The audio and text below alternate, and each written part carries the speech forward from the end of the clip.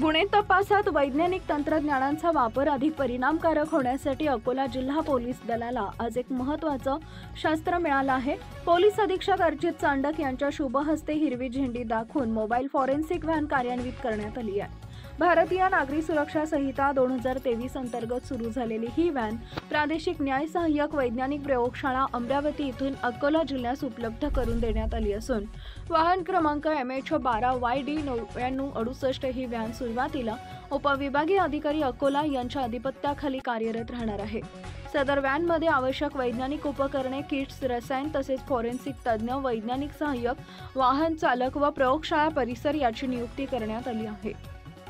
घटनास्थळी पोहोचताच पुरावे गोळा करणे, जैविक नमुने सुरक्षित ठेवणे, फोटोग्राफी व सीन मॅपिंग करणे, प्राथमिक व रासायनिक ट्रेस ॲनालिसिस करणे अशा अत्याधुनिक सुविधा यामधून उपलब्ध होणार आहेत। यामुळे पुराव्यांचे चेन ऑफ कस्टडी कायम राहणार असून तांत्रिक अहवाल तयार करून न्यायालयात विश्वसनीय पुरावे सादर करणे शक्य होईल।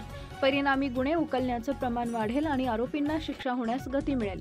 या व्हॅनसाठी नियुक्त तज्ज्ञांमध्ये सहाय्यक रासायनिक विश्लेषक अभिषेक भारसाकडे, पूजा खडसे, नेहा इंगळे वैज्ञानिक सहाय्यक, सोनल गाडगे, गायत्री हरणे, नागेश बावणे, ओम बोडफळे, वाहन चालक राहुल गावंडे, अनिकेत वाजडे, प्रयोगशाळा परिसर अंकुश मोरे व रुपेंद्र ठाकरे यांचा समावेश आहे। कार्यक्रमास उपविभागीय पोलीस अधिकारी अकोला सुदर्शन पाटील, स्थानिक गुन्हे शाखेचे पोलीस निरीक्षक शंकर शेळके, फिंगरप्रिंट विभागाचे सहाय्यक पोलीस निरीक्षक सुरेश परसोडे आदी मान्यवर उपस्थित होते।